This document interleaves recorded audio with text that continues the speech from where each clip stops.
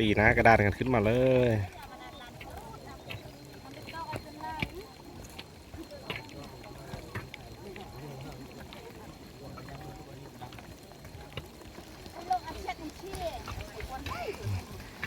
ทางนั้นก็ขึ้นซูซี่กันแล้วนะ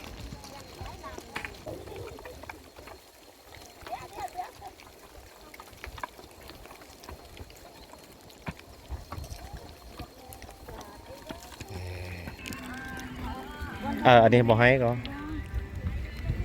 ที่มันนี่แพงที่จะนี่ที่นึงกันได้ไม่นั่งมัดเลย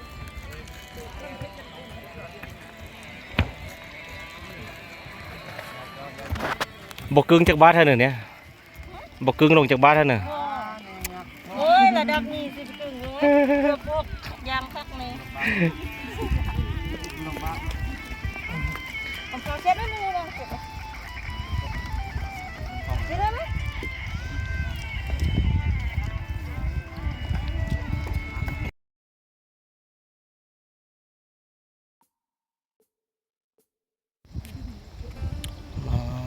สันเฮสันว่าสันไล่เนาะแจนี้ที่ว่าต้นไม้ไล่ทุกคนไล่ลี่เนาะจะได้ฟืนเนาะจะได้ไม้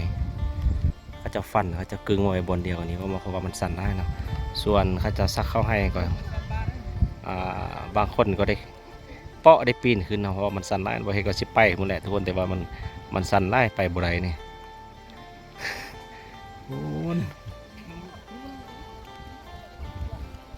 สั่นขึ้นไปถึงเนาะ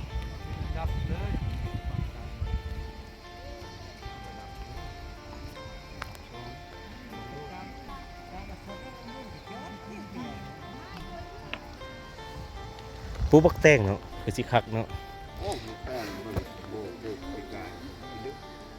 มักแตงนี่ปุ๊กนี่คือสิอันนั้นทุกคนปุ๊กนี่คันครับออกมากับยามันกึ่งลงไปซื่อๆเลยนี่คันบ่คาเครือเนาะสั่นให้คุณผู้หญิงเขาก็คานไตไปนำมัน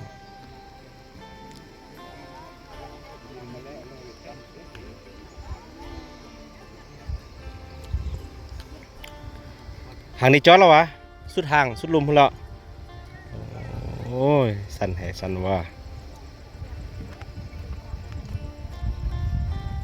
เอาไฟผ่านใดนะเขาต้องหนาว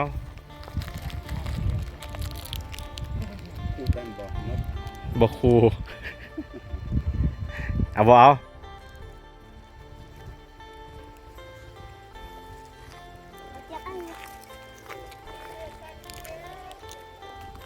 เอาเป็นมัดแล้วเด้อผู้เศร้าเมื่อยเนาะนี่นะทุกคนสั่นโหดสั่นเลือ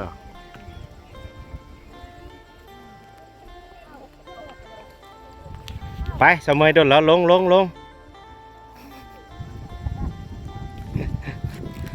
อันนี้เป็นท้องเขาก็นี่เนาะท้องในนอยอะไรแล้วก็ยิบใส่ตรงนี้ยิบใส่จุ๊บ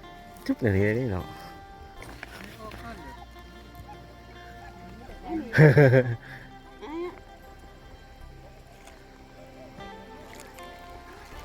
อุ้ยยานแต่สิกึ่งลง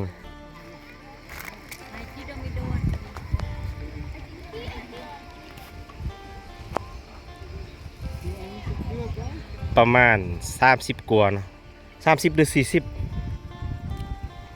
ประมาณ30ป้านี่แหละเนาะ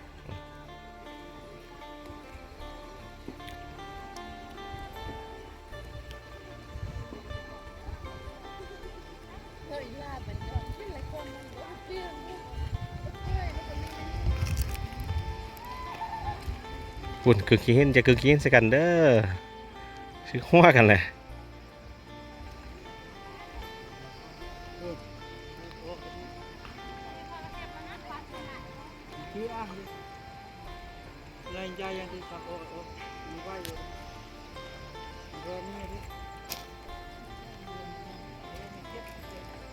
ไปครับไปเบิ่งเจ้ามองอีกตึมทุกคน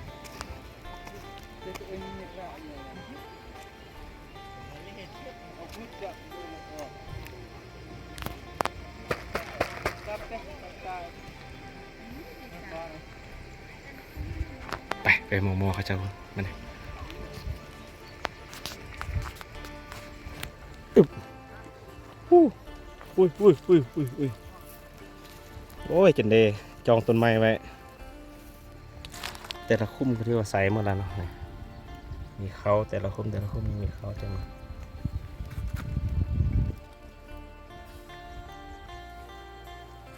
อึบอีกติดใจก็คือว่าความสั้นนี่แหละทุกคนสั้นโพดเนาะ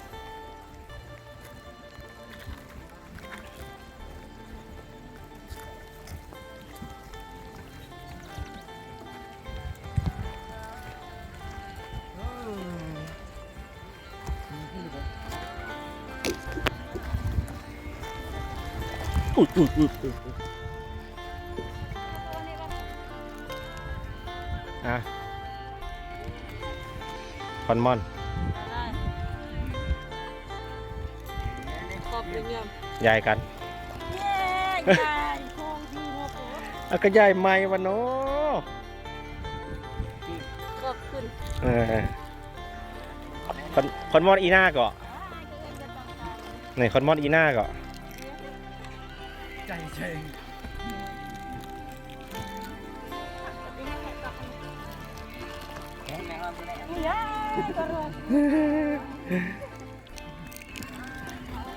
อันนี้บอกให้ก็ ที่มันนี่แพงที่จะนี่ที่หนึ่งกันได้มันนั่งมัดเลย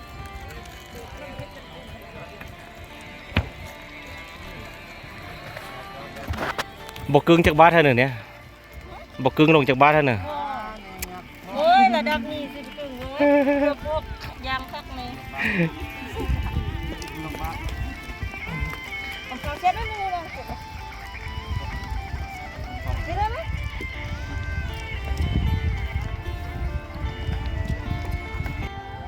เจ้าเดี่ยวมาได้บน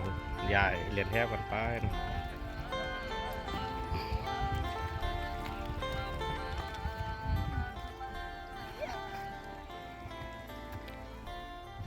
แล้วบอเทคก็ย่างมาเบื้องทางนี้ทุกคนนะมาเก็บภาพทางนี้ก็ยังโอเคคือเก่านะทุกคนนะถือว่าคนไล่ไล่ทุกคนเนาะ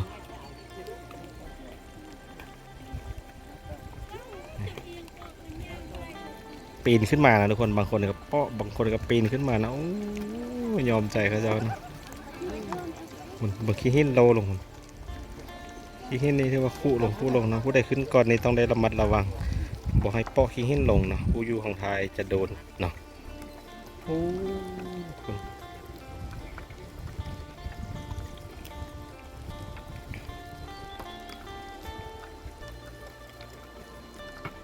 สุ่งแห่สุ่งว่า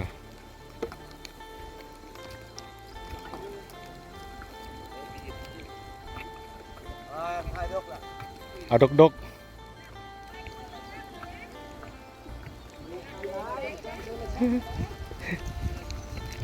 บ่เต็มง่ายโอ้ไม่คุณตัวกองอาญะอยู่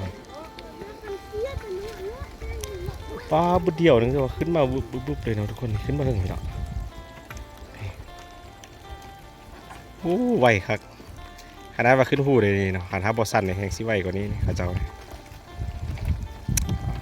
ตีหน้ากระดานกันขึ้นมาเลย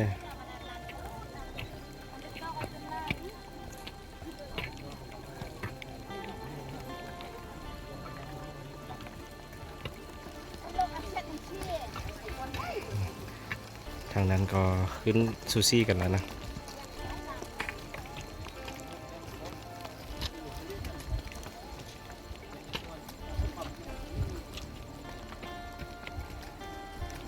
ส่วนใหญ่อยู่พี่เขาจะไปถึงนี่แหละทุกคนเนาะสักคนหนึ่งสองคนให้ร่างหนึ่งนี่โบหรอกเนาะส่วนใหญ่เขาจะเปลี่ยนกันไปแล้วก็ไปต้มแห้งกันสินะเนาะแล้วก็คนก็ไล่ๆแบบนี้แหละไปมือนึงให้มันแล้วเลยนะ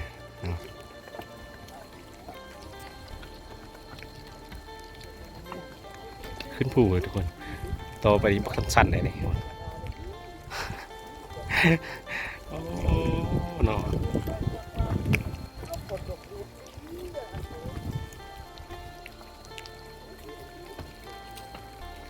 เอาทางนั้นสมวยแล้วทุกคน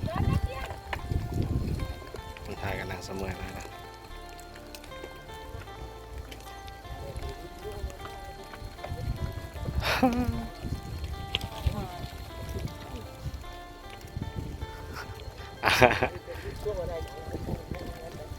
ไวๆพอเตอร์ไวๆไว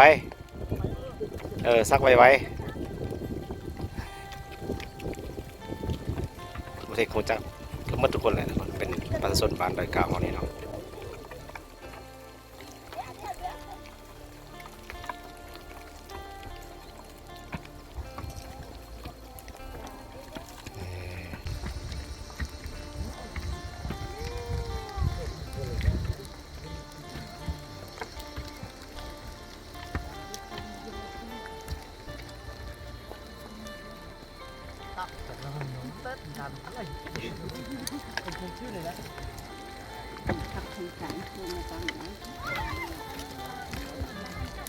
อุ้ยได้แล้วคนเกาะรอลังผลิตคืออีกแล้ว โว้ มาเชื่อที่เคยท่วงชุบกัน จังใดเนาะ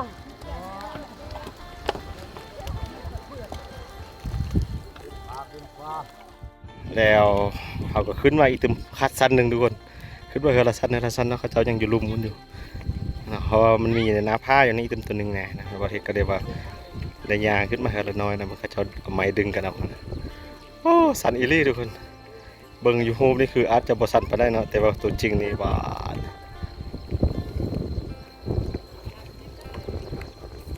กูอยู่ลุมก็ยังอยู่ด้วยนี่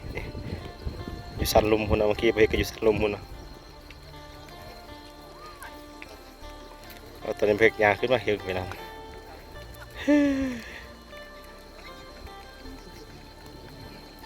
กึ่งขี้หินลงนี่คือว่าตกลงไปแห้งๆเลยทุกคนมันแต่ข้าเจ้ายางตีหน้ากระดานขึ้นมาเมื่อกี้นี้ก้อนหินลงไปบักกระได้ก่อนนะ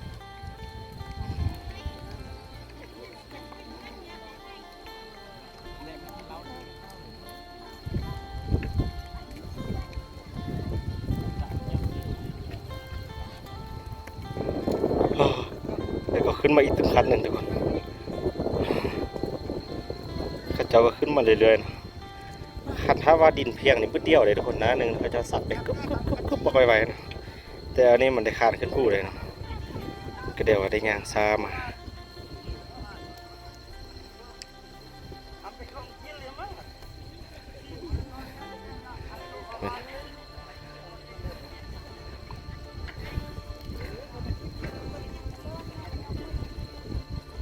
ให้ใจออกปากเลยไป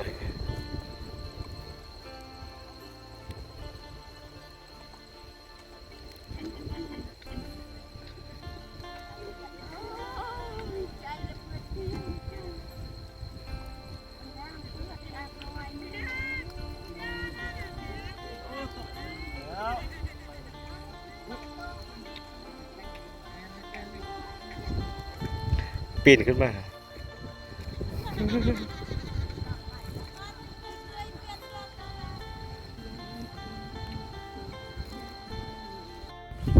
ทุกคนเขาเจ้าก็ถือว่าใส่กันไป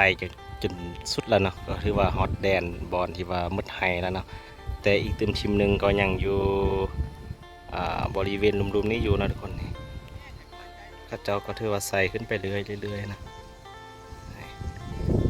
เขาตีกระดานขึ้นมาทุกคนเนาะอีกตึมชิมหนึ่งก็ยังอยู่ที่เชียงไฮ้พี่อยู่นะทุกคนต้นไม้ก็ถือว่าถึงตัดหลายทุกคนเนาะ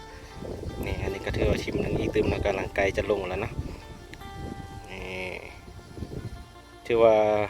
ขึ้นมาคันนี้ก็ถือว่ามืดทุกคนเนาะแล้วก็ถือว่าสำเร็จเลยไฮล่างนี้เนาะกะเกี่ยมลงอีกตึมหอบหนึ่งเนาะ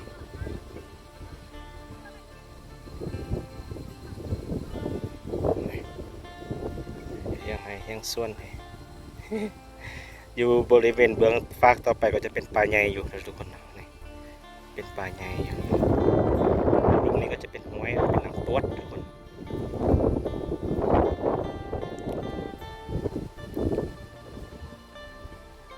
ไปเรื่อยๆนะทุกคน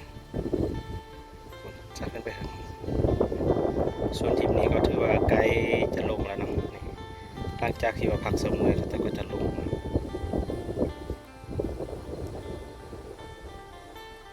งก็จะตีกระด้านไปเลยแหละทุกคนเนาะสักขึ้นมาเรื่อยๆฉันโอเคเราเดินทางกลับทุกคนเนาะสำหรับวิดีโอของบอเทควิดีโอนี้บอเทคก็ไว้นี่ก่อนนะเดี๋ยววิดีโอนะบอเทคจะพาทุกคนไปทางใดก็ฝากติดตามไว้เนาะอยู่น้ำไห้น้ำสวนคือเก่าทุกคนเนาะอยู่ดอยคือเก่านะอยู่บริเวณพุ่นก็จะเป็นไห้ข้าเจ้าหมดเลยเนาะกว้างๆหนึ่งโอเคทุกคนไว้เจอกันอีกวิดีโอต่อไปนะจะได้ขอบใจคนที่เข้ามากดทับชมนะขอบใจเจอกันวิดีโอต่อไป